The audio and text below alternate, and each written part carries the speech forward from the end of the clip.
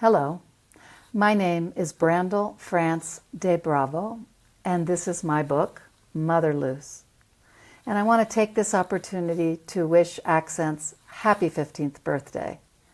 One of the things I'm proud about of Motherloose is the way it weaves together two themes, my mother's death and a lifelong fascination with Mother Goose rhymes, their darkness, their opacity. I've always wondered, what is it about them that is meant to appeal to small children, and what lessons do they impart?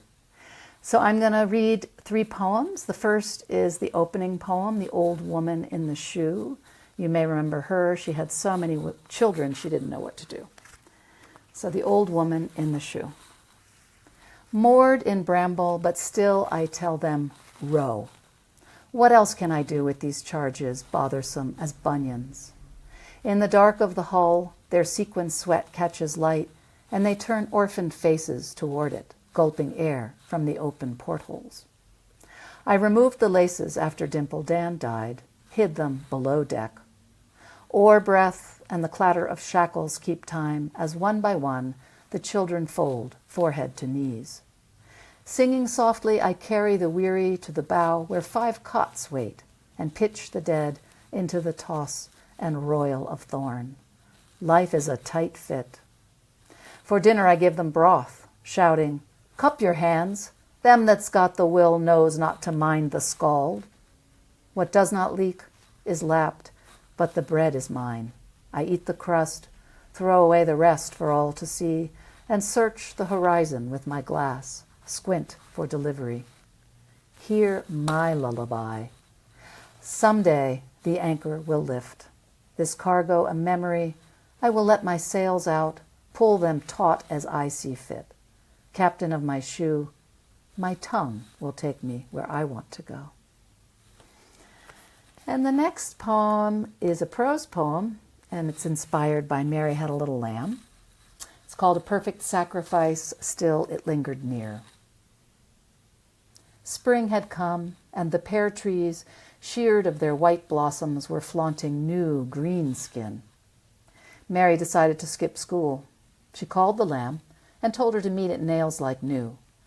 The Vietnamese lady pumised Mary's heels and snipped at the lamb's cuticles. Mary and the lamb picked teat peach polish and flip-flopped out the door, cotton puffs between their toes. The security guard at Victoria's Secret said lambs were not allowed, so Mary went in alone. She came out a few minutes later carrying a big pink shopping bag, 2 thongs inside.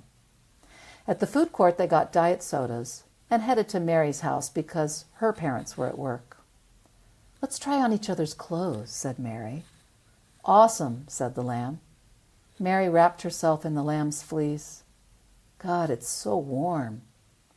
The lamb put on Mary's plaid kilt, navy sweater, and knee socks.